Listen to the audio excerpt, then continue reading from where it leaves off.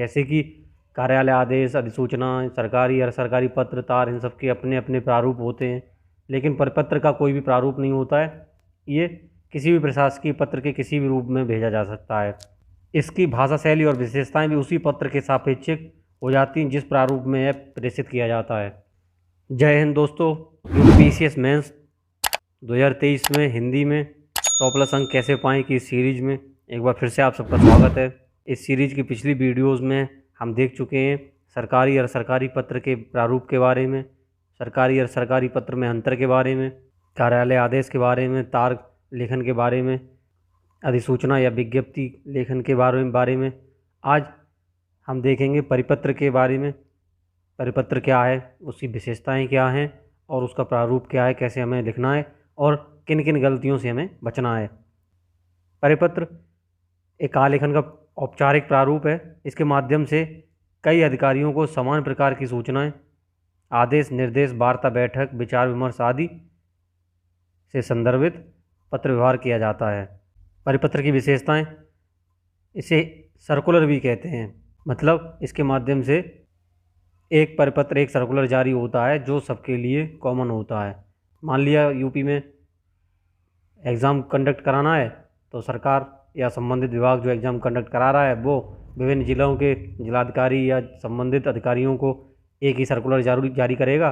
वो जिन जिन जिलों में सेंटर बन रहे हैं उन सब के लिए समान दिशा निर्देश होंगे। उसमें प्रत्येक जिले को अलग से परिपत्र जारी या सर्कुलर जारी नहीं करना पड़ेगा। आइए देखते हैं परिपत्र की विशेषताएं। परिपत्र या सर्कुलर का तात्पर्य ही यही है कि एक ऐसा पत्र जो सभी से दिशाओं में गतिशील हो जाए।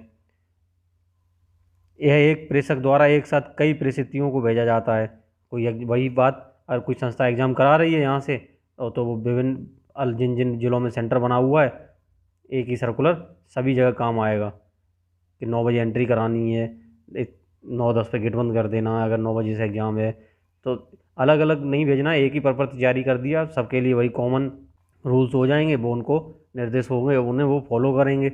इसकी विषय वस्तु शासकीय कार्य व्यवहार से जुड़ी होती है जिन्हें प्रतिलिपियों के माध्यम से अनेक लोगों को भेज दिया जाता है। परिपत्र का संचालन एक आयामी अथवा द्विआयामी होता है तथा गंतव्य की दिशा में बहुआयामी होता है।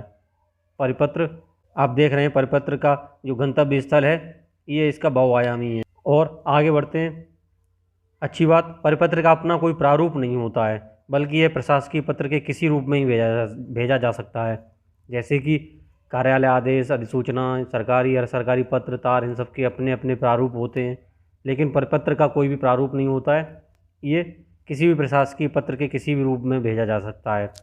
इसकी भाषा शैली और विशेषताएं भी उसी पत्र के सापेक्षिक हो जाती हैं जिस प्रारूप में यह प्रेषित किया जाता है। अगर परिपत्र शासकीय प्रारूप से प्रयोजनार्थ भेजा जा रहा है तो उसमें शासकीय पत्र की सारी विशेषताएं सम्मिलित हो जाएंगी, उसी का प्रारूप ले लेगा। अगर अर्धशासकीय प्रयोजनों के लिए हेतु है तो अर्धशासकीय पत्र की सारी विशेषताएं और प्रारूप उसमें सम्मिलित हो जाएगा। उदाहरण, यहाँ हम उदाहरण देखेंगे परिपत्र का अर्धशासकीय प्रारूप का उदाहरण। इसका कोई नया प्रारूप नहीं है, ये पूर्व सीधा आप अर्धशासकीय पत्र का ही प्रारूप है जो आप पहले देख चुके हैं। दाएं पार्श्व पर संख्या, विभाग, अनुभाग और ये दिनांक और स्थान लिखेंगे। फिर इधर इसकी सीध में यहाँ पर भेजने वाले का नाम, पदनाम और ये विराम चिन्ह। फिर इसका विषय, ये उसके सीध में ही रहेगा विषय, ये विभिन्न परीक्षा कराने के लिए केंद्रों को उपलब्ध कराने हेतु। फिर इसका अब अर्ध सरकारी पत्र आप जानते हैं कि प्रिय श्री महोदय जैसे संबोधनों से प्रारंभ होता है, तो ये अर्ध सरकारी पत्र का प्रारूप हो गया। सारा उस तरह से लिख देंगे। ये 2 नंबरिंग इसकी याद रखेंगे। अगर अगली लाइन लिखनी है तो यहाँ से प्रारंभ करेंगे, फिर यहाँ से प्रारंभ करेंगे, फिर जब आगे बढ़ेंगे तो इसका दूसरा पॉइंट लिखेंगे। पहले वाले में संख्या नहीं लिखेंगे।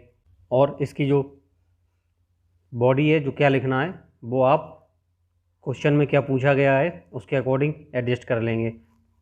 पूरा आप अर्ध सरकारी पत्र अगर का परिपत्र तैयार किया गया है तो सीधा सरकारी पत्र का ही प्रारूप आप लिखेंगे।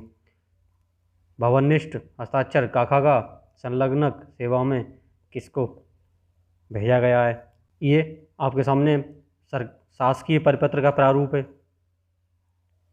शासकीय परिपत्र का प्रारूप शासकीय पत्र के प्रारूप जैसा ही है। यहाँ पर पत्रांक संख्या,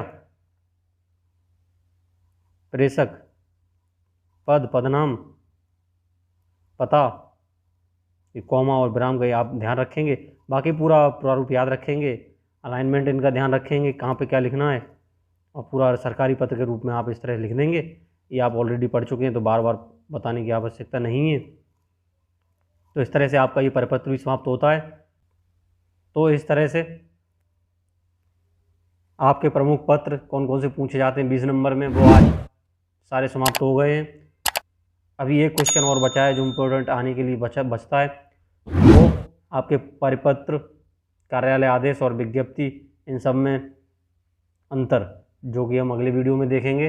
अगली वीडियो में आपका ये 20 नंबर का टॉपिक कंप्लीट हो जाएगा। इसके बाद हम देखेंगे गद्यांश के बारे में, जो कि 60 नंबर के आते हैं, उनको कैसे हल करना है, कैसे सॉल्व करना है, उनमें क्या क्या गलतियाँ नहीं करनी है, उन सब के बारे में हम चर्चा करेंगे। तब तक आप लोग पढ़ते रहिए। जय हिंद।